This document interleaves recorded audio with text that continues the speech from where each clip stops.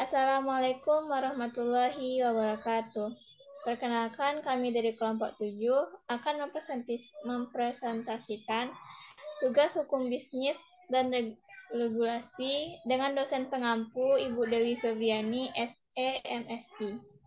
Sebelum sebelum memulai presentasi kami, saya akan memperkenalkan anggota kelompok saya yang terdiri dari saya sendiri, Amira Solehah, dengan NIM 230433030, Balkis Amalia dengan NIM 230436069, dan Diva Octavia dengan NIM 230433035. Kami akan mengorganisir presentasi kami dengan 3 bagian utama, yaitu yang pertama tentang kepailitan, yang kedua tentang penundaan kewajiban pembayaran utang atau PKPU, dan ketiga tentang kasus. Materi pertama saya persilahkan kepada rekan saya, kepada Diva, saya persilahkan. 1. Kepailitan. Kepailitan adalah suatu kondisi hukum di mana seorang individu atau perusahaan tidak mampu untuk membayar utang-utangnya kepada kreditur-krediturnya. Dalam kepailitan, harta debitur akan dipergunakan untuk membayar seluruh utang-utangnya yang sudah dicocokkan. Proses kepailitan biasanya mencakup pengajuan permohonan kepailitan oleh pihak yang berhutang atau pihak debitur, atau oleh kreditur yang memiliki klaim terhadap pihak debitur. Selanjutnya, pengadilan akan terlibat dalam menilai aset dan utang pihak debitur, serta menentukan cara terbaik untuk membagi aset kepada kreditur. Tujuan dari kreditur kepailitan adalah untuk mencapai pembayaran seadil-adilnya kepada kreditur dan memberikan peluang kepada pihak debitur untuk memulai ulang secara finansial. Asas-asas kepailitan. Berikut adalah beberapa asas-asas kepailitan yang diatur dalam Undang-Undang Nomor 37 Tahun 2004 tentang kepailitan dan penundaan kewajiban pembayaran utang. 1. Asas keseimbangan. 2. Asas keadilan. 3. Asas kepastian hukum. 4. Asas kepentingan umum.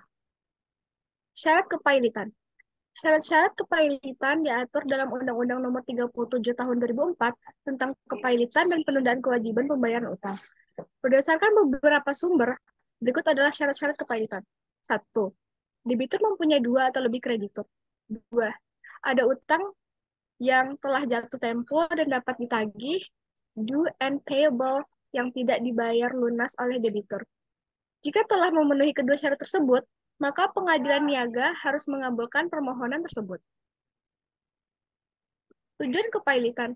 Tujuan Tujuan kepailitan. Tujuan utama dari kepailitan adalah untuk menyelesaikan sengketa bisnis melalui jalur litigasi dan memberikan perlindungan hukum bagi para pihak yang terlibat dalam proses kepailitan.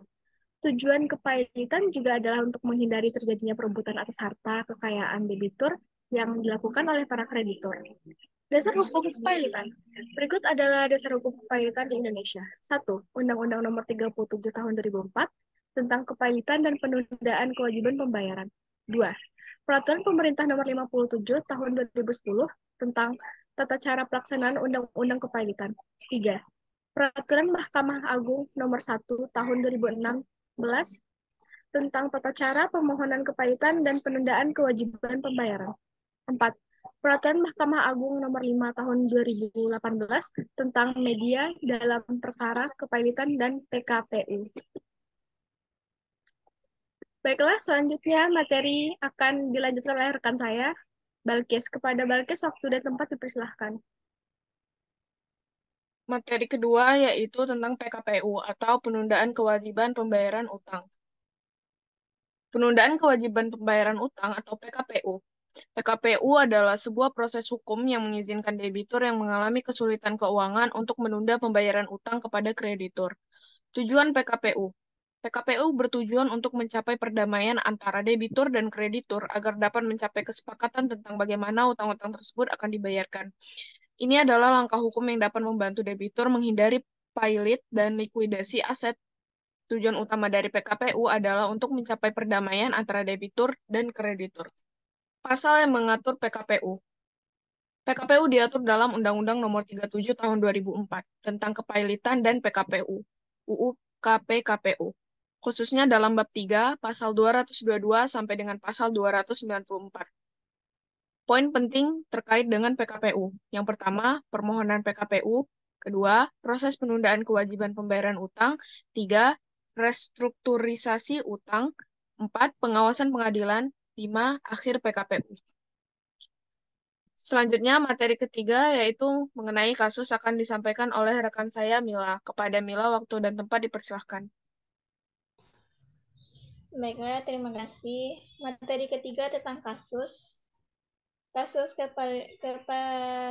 kepailitan perusahaan Enron dan penundaan kewajiban pembayaran utang oleh perusahaan Enron.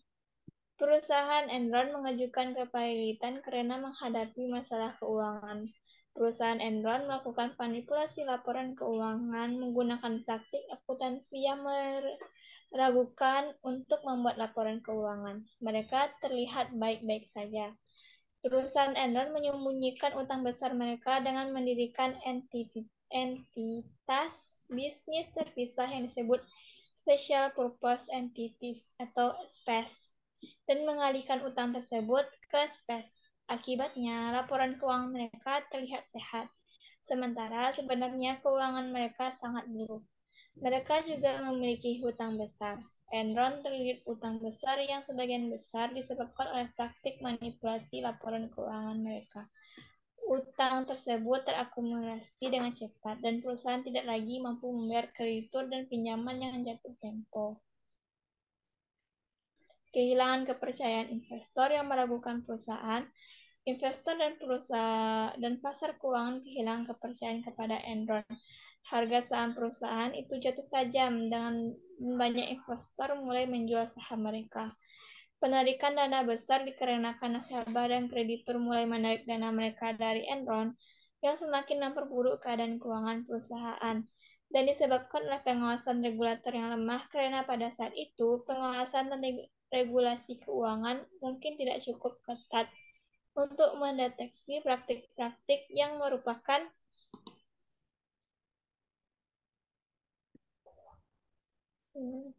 yang merugikan seperti yang dilakukan oleh Enron. Akibat dari manipulasi keuangan ini, Enron akhirnya mengajukan kebangkrutan pada tahun 2001. Ini adalah salah satu kepailitan bisnis terbesar dalam sejarah Amerika Serikat. Hal ini juga disebabkan oleh perusahaan Enron yang melakukan penundaan kewajiban pembayaran utang. Kasus Enron menciptakan kepanikan di pasar keuangan, menyebabkan kerugian besar bagi para investor dan memicu reformasi dalam regulasi keuangan dan akuntansi guna mencegah praktik-praktik serupa di masa depan. Sekian presentasi dari kelompok kami. Mohon maaf atas segala kesalahan. Assalamualaikum warahmatullahi wabarakatuh.